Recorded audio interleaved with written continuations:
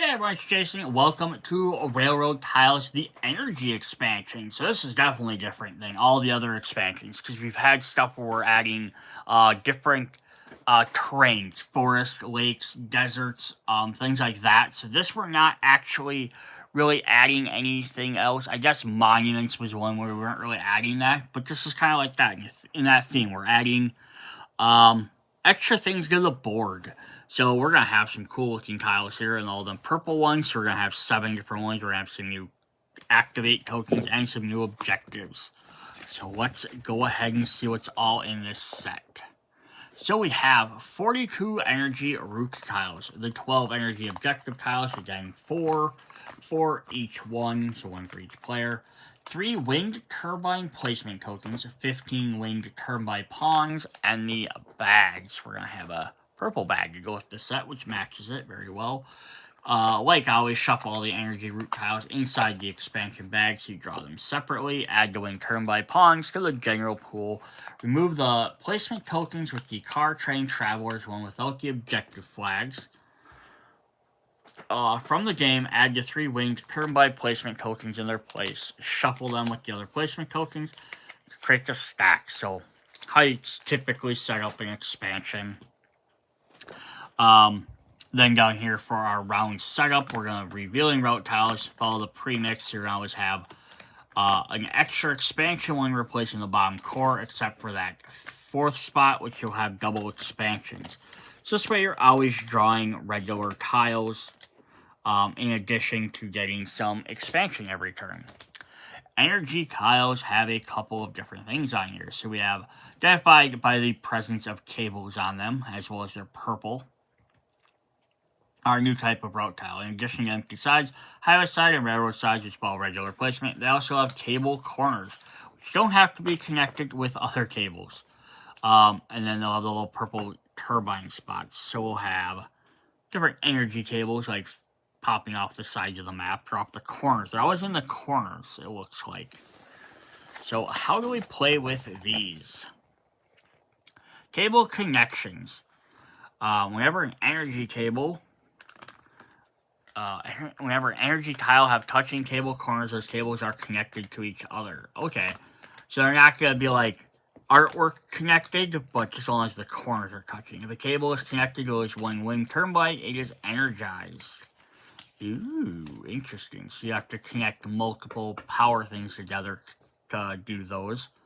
Any tile with a corner without touching any tile with a corner touching energized cable is also energized. Okay, so like you gotta connect them to wind turbines to energize them. And then once you have, all of them become connected. Okay, makes sense. I don't know why my book got a little crushed up in the shipment. For each placement token in the active area displays a wind turbine icon, you may place 1 wind turbine pawn from the general pool to any that has a matching empty pinpoint. When you place a wind turbine, you may only score 1 point, plus 1 for each other wind turbine connected to this pawn through each cable. Okay, so the first one will get you 1 point, but then the second one, instead of it being connected by like a road or a railroad, like your regular cars or trains, or people being connected by roads, that could be connected through cables. And you can also use your stars to score them, or swap them out. Interesting. So then, end of the game, for each energized town tile, even if it is not part of the city, you score 1 prestige point. Okay. So to be honest, in addition, when calculating city points, if all the town tiles in the city are energized, you get 8 points instead of 5 for that city. Ooh, that's kind of a neat little idea. So if you can connect all of your town together, if all the town cities are energized, you gain 8 points. So does it show me an example of this? It does. Awesome. So town A is not energized. So it's not score a prestige point because there's no cables touching it. The lower corner of town B is connected to a cable as the lower corner, left corner of town B is connected to a cable, connecting it to a wind turbine, so it's energized and scores 1 prestige point. even if it is not part of the city. So we're not looking for cities, we're looking for each town part. Towns C, D, and E are all energized through their lower corners. So there's a point touching those two corners and a point touching those two corners. In addition to forming the 3 tiles to form a city, since the city is composed entirely of energized town tiles, it scores 8 instead of 5. Cool. So yeah, so you gain 1, 2, 3 points for each one of them, and then you score 8 extra points for having a city and it all being connected. And then here's the turbine. It's connected to this one by this corner. And then it's connected from this corner to that corner, and then that one connects it to this one.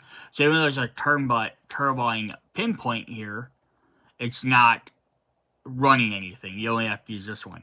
Now note that there's no wire connecting this to this on this corner. So just because there's 2 tiles next to each other does not mean they necessarily are going to connect. It also depends on which way you orientate them.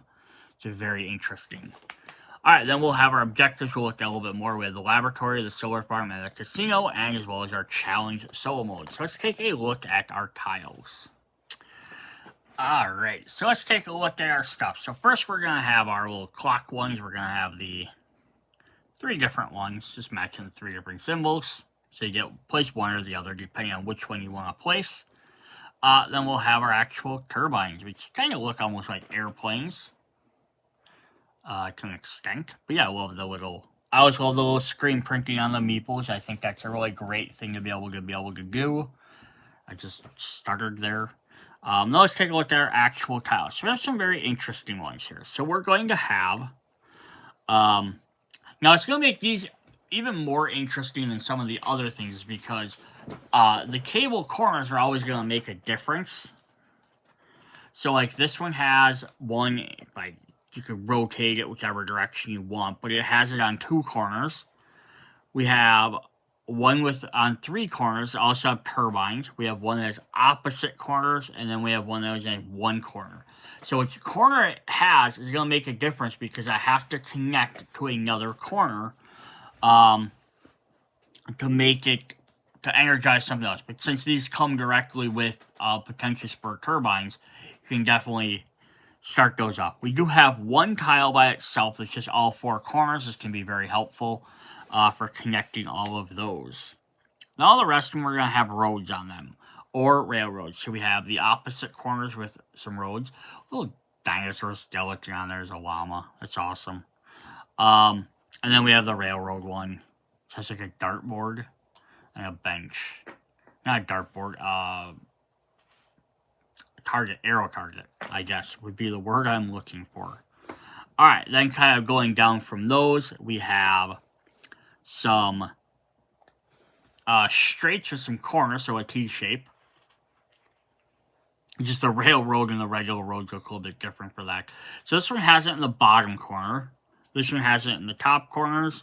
And then this one has it in opposite corners. So yeah, very interesting. 3 of the same road shapes, but they're going to have different stuff. The little extra characters on there are pretty funny. And then we're going to have the same idea for the highways. Top corner, opposite corners, and bottom corners. Then we will have some straight roads, some straight railways. We have one there, some more archery boards. Not sure if archery boards targets out by power lines, but interesting. So that one has 3 corners. Then we have one with opposite, but it also has a train spot. We have one with the lower one, which has the traveler, and then we have one with the top or the bottom, I guess, depending on which direction you look at it. But this one has a turbine. And then we'll have a clear one with 3, one with a traveler, one with a car, and one with a turbine. And then we'll get some corners in here. So we're going to have some road corners with 3 of them facing one direction. We have 3 with the other direction. We have one with a car with only 2. And then we have one with a turbine which has 2 in the other direction. And then railways, same exact thing. Each different symbol. Then we have a straightaway with a station in the middle. So this one has the 2 of them, and then this one has 2 in the opposite corners. And then we have some corners of the station with the 2 of them in the opposite corners and 2 in the opposite corners the other direction. And then we will have a road and railway corner. And we'll have some dead ends. End of the road with all 4 corners. That's super helpful. Railway with end of the 4. Railway with a person stop. Railway with a turbine stop. And another with a turbine stop. But the power lines in different orders. A road, a traveler, a power station, and a power station.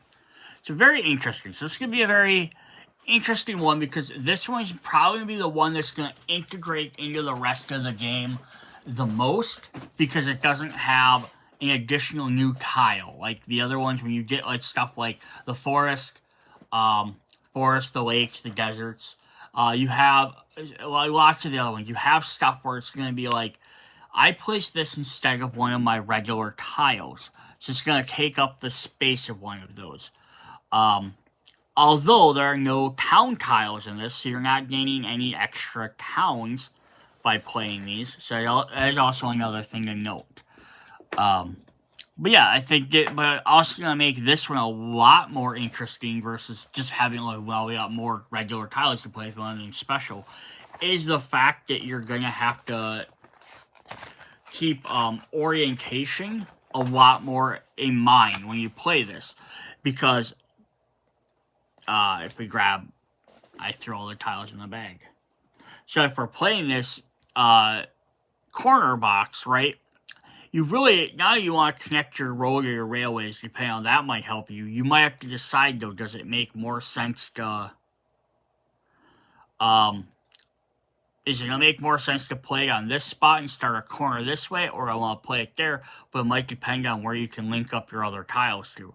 So obviously, if this was next to a town tile, which we don't have, so like, if we had another town tile, for example, like this, I know it's not a town, but if we pretend that's a town, it's going to connect it right there. So perfect, and it's going to connect this one that way. But, you know, if we connected a railway that way, it's going to connect it that way too. But sometimes it might depend on if you can get something better and connect this one to this spot or this spot, but you can also connect this somewhere else too. So yeah, a lot, and it might be like rotation might be a little bit more of a thing in here. Alright, for our objectives, we have the laboratory, or the laboratory if you're not Dexter, which will have a railway to it. So this says, the laboratory must have at least 3 connected wind turbine tiles that surround it. So one of the spots around it must have a wind turbine, so if you put it somewhere towards the top, they can definitely connect that way. But also keep in mind, though, when you're trying to connect these guys up at the top to do it, means you're not connecting to wherever it's at the bottom, which might be the town or whatever. So interesting. We have the solar farm, which says, the cables in all 4 corners of the solar farm must each be connected to at least 1 wind turbine. Now, unlike the laboratory where they have to be right next to it, it doesn't care how far away it is, just as long as they are connected. But having to connect all 4 of them in a long line could be tricky. But again, these things are worth,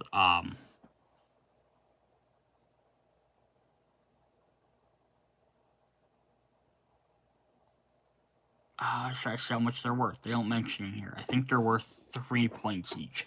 Maybe 5 points. And then finally, we have the casino, which says the casino must be orthogonally adjacent to at least one town that is part of a town where all town tiles are energized. So this has to be one of these 4 spots, doesn't even have to be connected by the road, but has to be next to an energized city where all tiles are energized. So obviously connecting it by the road, you'll have the corners will hook it up. Be very easy to do. But yeah, that's a neat little extra mechanic there. And I've said some of the other videos, if you watched them all, is this could be very, very cool to be able to. Sorry about my phone in the back. This could be very cool to like have.